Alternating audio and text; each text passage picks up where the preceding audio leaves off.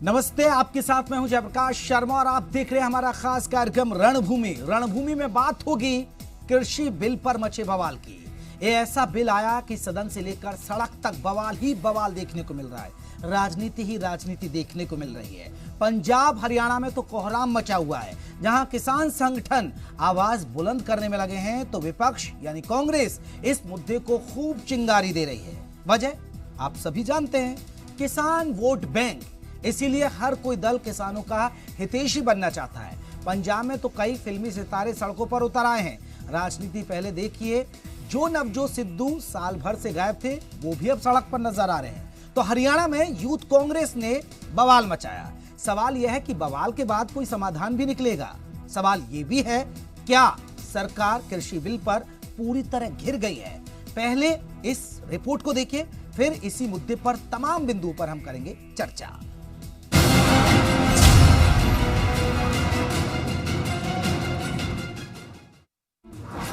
कृषि बिल पर पंजाब में बवाल।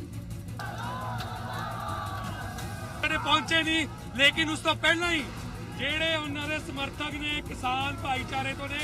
किसान मेरी पग है, साडी पग ਨੂੰ ਹੱਥ ਪਾਇਆ ਨਾ। मौत ਦੇ ਵਾਰੰਟ ਆ ਕਿਸਾਨਾਂ ਦੇ, खड़े हो जाओ सारे। हरियाणा में भी किसानों पर कोहराम।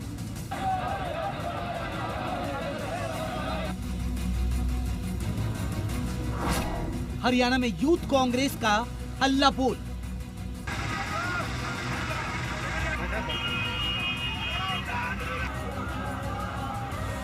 से जल्दी इस कानून को वापस लेना चाहिए। किसान के लिए हम सब लोग तैयार हैं। पानीपत की सड़कों पर हुआ संग्राम।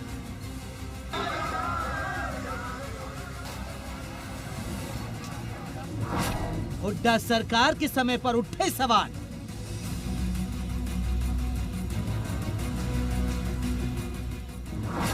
कॉन्ट्रैक्ट फार्मिंग पर अब तकरार।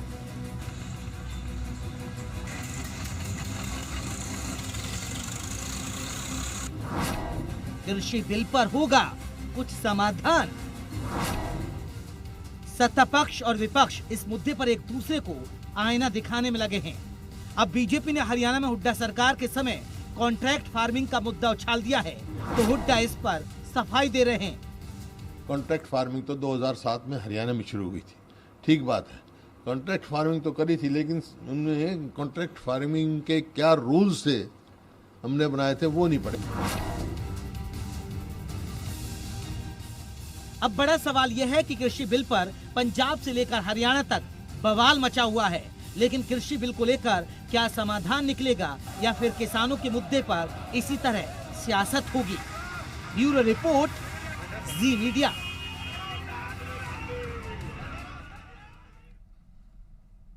तो देखा आपने, पंजाब हरियाणा में हर जगह बवाल ही बवाल मचा हुआ, खासकर इन राज्यों में ज्यादा, क्योंकि ये राज्य किसान बाहुल्य राज्य हैं, इसलिए यहां बवाल ज्यादा ही देखने को मिल रहा है और विपक्ष को एक मौका मिल गया। चलिए इस मसले पर चर्चा करेंगे। हमारे साथ 3 खास मेहमान हैं, उन खास मेहमानों का परिचय करा देते हैं। खास मेहमानों में आपको बता दें, प्रवीण अत्री हैं, प्रवक्ता हैं बीजेपी के। अत्री साहब, आपका बहुत बहुत स्वागत है। आनंद बयानी जी हैं, प्रवक्ता हैं कांग्रेस के। आनंद जी, आपका बहुत बहुत स्वागत है। मनदीप बिश्नोई भी जुड़ेंगे, प्रवक्ता जेजेपी के। जैसे ही जुड़ेंगे तो उनको चर्चा में शामिल करेंगे। सबसे पहले हम रुख कर लेते हैं अत्री साहब का। अत्री साहब, आप मेरी आवाज सुन पा रहे हैं? कुछ इशारा करें अत्री साहब की तरफ, देखिएगा, शायद उनको मेरा ऑडियो नहीं आ रहा है। चलिए चर्चा हम करेंगे आनंद बयानी साहब से। आनंद बयानी जी, आपको मेरी आवाज मिल पा रही है सर? आपकी पिक्चर नहीं आ रही है। ठीक है सर, तस्वीर भी आ जाएगी, क्योंकि तस्वीर अभी इसलिए नहीं आ रही है कि शोर बहुत ज्यादा है सड़कों पर कृषि बिल को लेकर। तस्वीर भी आएगी सर। आनंद बयानी साहब, चर्चा की शुरुआत आपसे करना चाहता हूं कि एक बड़ा सवाल है, कॉन्ट्रैक्ट फार्मिंग, जिस पर आप बवाल मचा रहे हैं कि किसानों की जमीन हड़प ली जाएगी। सर, ये तो हुड्डा सरकार के समय था हरियाणा में, इस पर बीजेपी ने सवाल उठाए।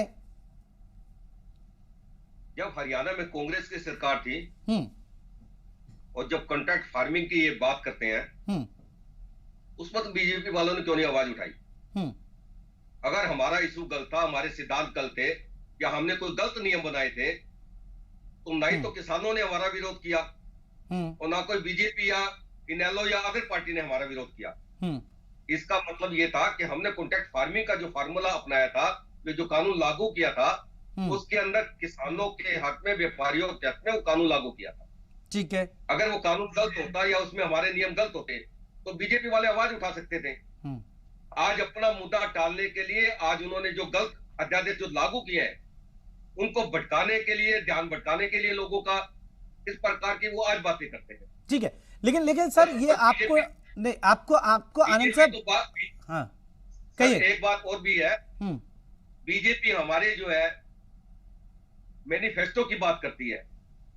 बिल्कुल हमने मैनिफेस्टो 2019 के मैनिफेस्टो के अंदर ये बात रखी है, परंतु हमने साथ साथ ये भी एमएसपी रेट से कम कहीं भी परचेजिंग नहीं होगी। हमारी नीयत ये क्लियर थी, परंतु बीजेपी की नीयत में 100% खोट है। वो क्यों नहीं डालती है एमएसपी के कम परचेजिंग की बात? अगर उनकी नीयत साफ है तो वो डाल दे इसमें ये बात, तो कोई मुद्दा ही नहीं रहेगा, ना किसान आंदोलन है ना व्यापारी आंदोलन रहेगा। अपने मुद्दे को धमके से वो बढ़ावा दे रही है, तो कहीं ना कहीं नीयत में खोट है। और आज आपको एक बात और बता दूं, जो कि मोदी जी ने ये कॉन्ट्रैक्ट पहले ही अडानी ग्रुप से कर लिया था। मोगा के अंदर अडानी ग्रुप का गोडाउन बनने चालू हो गए इस अध्यादेश पास होने से पहले। इसका मतलब क्या है? मतलब वो देश को गुमराह कर रहे हैं, देश को बेच रहे हैं, और एडवांस में उन्होंने बुकिंग कर ली थी बेचने की। और आज जो वे कांग्रेस की बातें और करके इधर उधर भटकाने की बात करते हैं, वो तो पूरा देश नहीं। तो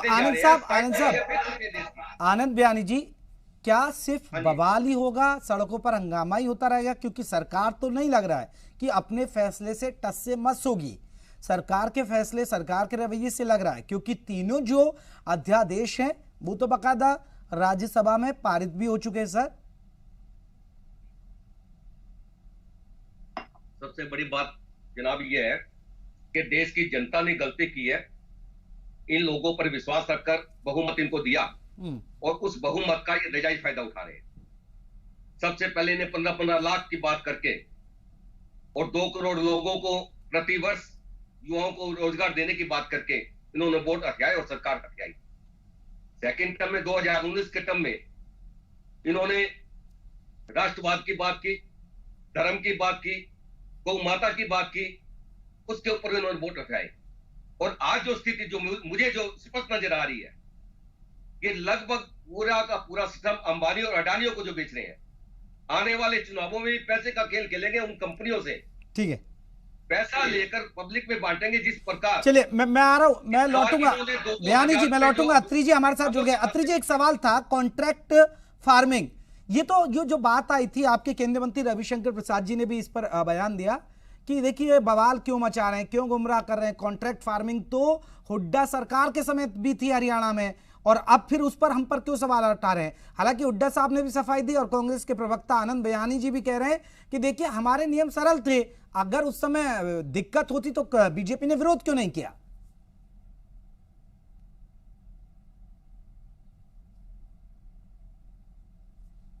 जी भाई, अत्री जी का ऑडियो उठाएगा, आवाज नहीं मिल पा रही उनकी। देखिए ऐसा जी है। जी मिल गई आवाज आ रही है? हाँ जी मिल गई।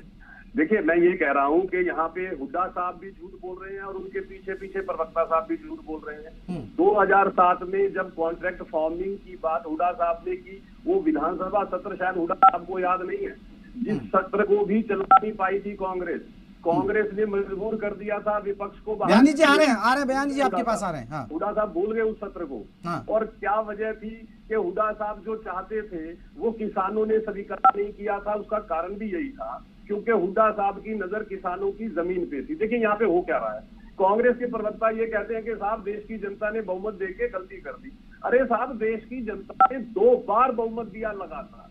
2014 की बात करें, 2019 की बात करें, जनता ने लगातार विश्वास इसीलिए किया क्योंकि जनता को जब लगा कि जनता के हित में लगातार योजनाएं आ रही हैं।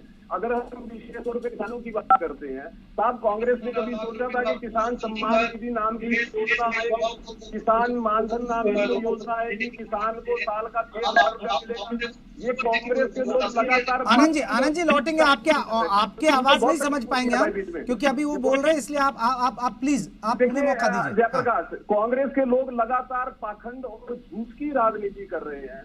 कांग्रेस के लोग 2013 के अंदर जब इसी तरह की योजना को लागू करने की बात करते हैं, ये उसको भूल गए। हुड्डा साहब खुद उस कमेटी के अध्यक्ष थे जिस कमेटी ने ये सिफारिश की थी, और हुड्डा साहब लगातार प्रदेश की जनता को धोखा देते रहे। नहीं तो अत्री जी अगर इस तरह की दिक्कत थी, यही तो कह रहे हैं ना, अगर इस तरह की दिक्कत थी तो उस समय बीजेपी ने आवाज क्यों नहीं उठाई और अब इतना बवाल क्यों हो रहा है सर? मेरे ख्याल में जयप्रकाश जी हिंदी में बात कर रहा हूं, और मैंने बताया वो विधानसभा सत्र जिसने विपक्ष को बाहर निकलने में मजबूर कर दिया था जब विरोध किया था। तो सड़कों पे आ जाते ना सर सड़कों पे आए, आवाज उठे, तभी तो वो कामयाब नहीं हुआ। क्यों नहीं कामयाब हुआ? क्योंकि उसके अंदर हुड्डा साहब खुद बता दें अपने जो उन्होंने नियम बनाए थे, मैं बताता हूँ। हुड्डा साहब ने तो सीधा किसानों को व्यापारियों के सामने फेंक दिया था, पूंजीपतियों के सामने, कि किसी तरह से उनकी जमीन ठीक है। अत्री जी, मैं मनदीप बिश्नोई जी को भी चर्चा में जोड़ूंगा। एक सवाल का जवाब दे दीजिए सर, जो ये बवाल मचा हुआ है खासकर पंजाब और हरियाणा में, आपको नहीं लगता कि बीजेपी घिर गई? मुश्किल है सर, ये गले की फांस बन गया अभी। नहीं, ऐसा है कि लगातार कांग्रेस किसानों को झूठ बोल के बरगलाने की कोशिश कर रही थी। आपको याद होगा कांग्रेस क्या कहती थी कि एमएसपी खत्म हो जाएगी, मंडियां खत्म हो जाएंगी। जब एमएसपी रबी की घोषित हो गई तो कांग्रेस ने क्या किया? कांग्रेस ने अपना गोल पोस्ट चेंज कर दिया। अब कांग्रेस ने ये कहना शुरू कर दिया कि साहब ये जो एमएसपी घोषित हुई है ये तो उनके मुंह में जीरा है, क्योंकि ये वही कांग्रेस है जो 2009 में, 2010 में और 2011 में कपास की 0 एमएसपी बढ़ाती है। ये वही कांग्रेस है 2005 में, 2006 में, 2007 में गेहूं के मात्र 10 रुपए बढ़ाती है। ये वही कांग्रेस है जो 7-8 में, 8-9 में धान के ऊपर 0 रुपया बढ़ाती है। लेकिन हमें कहते हैं जब हम किसान को उसकी लागत का 106% लाभ गेहूं पे देते हैं तो इनको तकलीफ होनी शुरू हो जाती है। जयप्रकाश सुनिए जरा कांग्रेस की सोच को। कांग्रेस की जो चलिए मैं इस पर जवाब लूंगा, मैं इस पर ही जवाब लूंगा। पहले मनदीप बिश्नोई जी को चर्चा में जोड़ लेता हूं। मनदीप बिश्नोई जी, अकाली दल तो इनसे छूट गए, लेकिन लगातार जिस तरह बवाल मच रहा, लगता है कि बिल में कहीं ना कहीं खोट है। क्या अभी चिपके रहेंगे कुर्सी से, साथ हैं, या मौका देख के आप भी निकल लेंगे? जयप्रकाश जी, पहले तो मैं आपकी बात पर आपत्ति दर्ज करा दूं। आपने बार बार ये कहा कि कुर्सी से चिपके रहेंगे। मैं कह दूं कि जननायक चौधरी देवीलाल की विचारधाराओं पर चलने वाली जननायक जनता पार्टी है, और माननीय दुष्यंत चौटाला जी सरकार में उप मुख्यमंत्री के तौर पर अपने कर्तव्य का निर्वहन कर रहे हैं। प्रदेश के किसानों को उन पर पूरा भरोसा है। उन्होंने मीडिया के सामने आकर के क्लियर ये कहा है कि मनदीप बिश्नोई जी आपत्ति तो उठा लीजिए मेरी बात पर, लेकिन आप वो मत भूलिए चुनाव से पहले यही आपकी ही पार्टी इनको पानी पी पी कर कोसती थी। तो मुझे आप आईना दिखा लीजिए, लेकिन अपने आप भी आईना देखिएगा। देखिए अब जयप्रकाश जी, मैं उसका आप चाहेंगे तो मैं उस बात का भी जवाब दे दूंगा। ठीक है, चुनाव से पहले क्या था क्या नहीं, लेकिन जो प्रदेश की जनता ने मैंडेट दिया और प्रदेश के अंदर एक स्थायी सरकार बने, इसको सामने रख करके जननायक जनता पार्टी ने भारतीय जनता पार्टी के साथ आफ्टर बड़ी मजबूती के साथ प्रदेश की जनता की, प्रदेश के किसानों की जी 2012 में पार्लियामेंट में इन विधेयकों को ला करके इनकी फायदे किसानों को गिना रहे थे। आज उन्हीं मुद्दों के ऊपर कांग्रेस कर रही है। इन्होंने एमएसपी का खतरा दिखाया। एमएसपी फसल की बुआई शुरू नहीं हुई उससे पहले उसकी एमएसपी सरकार ने घोषित कर दी। इनका सामने आ गया। इनका बरगलाना, जो कांग्रेस के किसानों को बरगलाने का प्रयास है, वो इनका विफल हो गया। अब ये लगातार अपनी खोई हुई राजनीतिक जमीन को पाने का प्रयास कर रहे हैं। लेकिन मनदीप जी एक अंदर खाने ये बात भी सामने आ रही है। मनदीप जी बातों में आने वाला है, इसलिए मैंने कहा कि कहीं ऐसा ना हो जाए कुछ उथल पुथल यहां भी हो जाए, क्योंकि अंदर खाने खबरों से ये भी निकल कर आ रही हैं कि कुछ जेजेपी के विधायक नाराज हैं किसानों के मसले पर, क्योंकि आप कोई स्टैंड नहीं ले पा रहे हैं। जयप्रकाश जी, ना तो कोई विधायक नाराज है। जो सरकार के विधायक, चाहे वो भारतीय जनता पार्टी या जननायक जनता पार्टी के हैं, सारे के सारे सरकार के साथ मजबूती के साथ खड़े हैं। मजबूती के साथ ये गठबंधन सरकार अपना कार्यकाल पूरा करेगी और किसान के अहित की बिल्कुल सोच भी नहीं सकते, ना माननीय मुख्यमंत्री मनोहर लाल जी, ना उप मुख्यमंत्री दुष्यंत चौटाला जी। ठीक है सर, ऐसे ही सोच रहे थे हरसिमरत कौर को लेकर भी। और जिन लोगों ने किसानों को सेक्शन 4 और सेक्शन 6 का भय दिखा करके उनकी जमीनें कौड़ियों के भाव हड़प ली, उन लोगों को हरियाणा प्रदेश की जनता दोबारा मौका देने वाली नहीं है। ये बता दें, और कांग्रेस की सरकार में क्या भाव थे ये भी बता दें। नहीं, आनंद बयानी जी यही मैं सवाल पूछ रहा हूं सर। मैं एक आंकड़ा पढ़ रहा था आनंद बयानी जी, जिस एमएसपी को लेकर आप लोग गुमराह कर रहे हैं, बीजेपी की सरकार की हम बात करें, उस एमएसपी का अब से लेकर यानी पिछले कुछ सालों में 50% का इजाफा हो गया, और जिसका जिक्र अत्री साहब भी कर रहे थे। तो सर उस एमएसपी पर आप सवाल क्यों खड़े कर रहे हैं? एक बात बताइए जयप्रकाश जी, आज ही एमएसपी दे रहे हैं, आज से पहले कहां थे इतनी एमएसपी दी कभी इन्होंने? डिवाइड एंड रूल की पॉलिसी जो अपनाना चाहते हैं, क्यों नहीं दी? 2014 में 1450 रुपए भाव था इसका गेहूं का, आज 1950 रुपए है। किसने किया? आपने किया? आपने किया क्या? ये महंगाई ने किया, सरकार कर रही है। आज देश के अंदर महंगाई तक आपने इतनी बढ़ा दी, ये उसका रिजल्ट है, आपकी एमएसपी का रिजल्ट है। श्रीमान थोड़ा सा आप झांक के देखें, क्या डीजल के रेट कहाँ है, पेट्रोल के रेट कहाँ है? आप झांक करके देखो, जो लोग 10-10 रुपए की एमएसपी बढ़ा रहे थे, आज वो एमएसपी पे सवाल उठा रहे हैं। जो लोग 10-10 रुपए का एमएसपी बढ़ा रहे थे, आज वो एमएसपी के बारे में बात कर रहे हैं। आनंद जी, हरियाणा प्रदेश का किसान अब जागरूक है, समझदार है, पढ़ा लिखा है। कांग्रेस को उसने 2014 में आईना दिखाया, 2019 में आईना दिखाया, और भविष्य में इसी प्रकार का आईना दिखाएगा। आपने जबरदस्ती करने की एक नियत बना ली, और मोदी जी ने झूठ बोलने और गप मारने की एक नियत बना ली पूरे विश्व के अंदर। अगर मोदी जी पहचाने जाएंगे 2013 में जो आपके जो गृह मंत्री है, आपके जो मंत्री है, आप उस रिपोर्ट को लागू नहीं कर सके, आपसे बड़ा झूठा कौन है? आज किसानों को अगर लाभ ये जो मेरे विद्यार्थी बोल रहे थे, आप चाहते हैं कि किसानों को लाभ मिले, आप चाहते हैं कि ये किसान मजबूत हो। आनंद जी, झूठ बोलना कांग्रेस का काम है। इसने आजादी के बाद से लगातार झूठ बोल करके समाज के गरीब तबके का शोषण करने के अलावा कुछ नहीं किया। आज तो हरियाणा प्रदेश का किसान गरीबों को आधुनिक है, पढ़ा लिखा है, जागरूक है। आपने रोड दे दी, आज आपके झूठ और बहकावे में आने वाला नहीं है। साहब ये वो लोग हैं जो गरीबी हटाओ का नारा देते रहे और गरीबों को हटाते रहे। हरियाणा के अंदर 70,000 जो है इन्होंने, वो कहते हैं कि नहीं, अत्री जी फिर वही मैं सवाल उठाऊंगा। आप ठीक है, आप इन लोगों ने क्या किया, तो ये बनवास काट रहे हैं ना सर सत्ता से, लेकिन आपके राज में अब हो क्या रहा है? किसान सड़कों पर आ गया और आप लोग उनको समझा नहीं पाए, कंफ्यूजन क्यों हो गया उनको? देखिए जयप्रकाश, ये आपने सही कहा कि कहीं ना कहीं समझाने में थोड़ी कमी रह गई, लेकिन अब लगातार सरकार की तरफ से भी, पार्टी संगठन की तरफ से भी इन अध्यादेशों के बारे में किसानों को बताया जा रहा है। और आप एक बात समझिए, हरियाणा प्रदेश की अगर मैं बात करता हूँ, 16.5 लाख किसान परिवार है, मतलब 80 लाख लोग जो किसानी से जुड़े हुए हैं। क्या आपको लगता है कि किसान उगरा रहे हैं?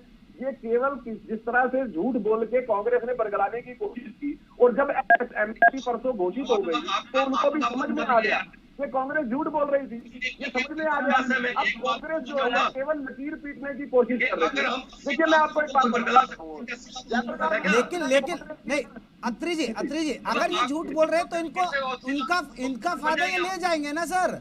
नहीं, फायदा नहीं होगा जयप्रकाश। आप जैसा जागरूक मीडिया और हमारे कार्यकर्ता लगातार जब सच्चाई जनता के सामने, किसानों के सामने लाते रहेंगे, तो किसान भी समझना शुरू कर दिया किसान ने। अब आप देख रहे हैं किसान को पता लगना शुरू हो गया कि साहब एमएसपी भी मिलेगी और मंडियां भी एवरेज रहेंगी। मैं छोटी सी बात कहना चाहता हूँ कि जब ये लोग सत्ता में थे, इनके पास अवसर था, उस वक्त तो इन्होंने एमएसपी 0 भी नहीं बढ़ाई, 10 रुपए अभी बढ़ाया, कभी 0। लेकिन जब हम एमएसपी बढ़ाते हैं, जब हम किसान को लाभ का मूल्य देते हैं, तो इनके पेट में दर्द क्यों शुरू हो जाता है, शुरू हो जाते हैं। एक सवाल और पूछिए, मैं ये कहते हैं कि साहब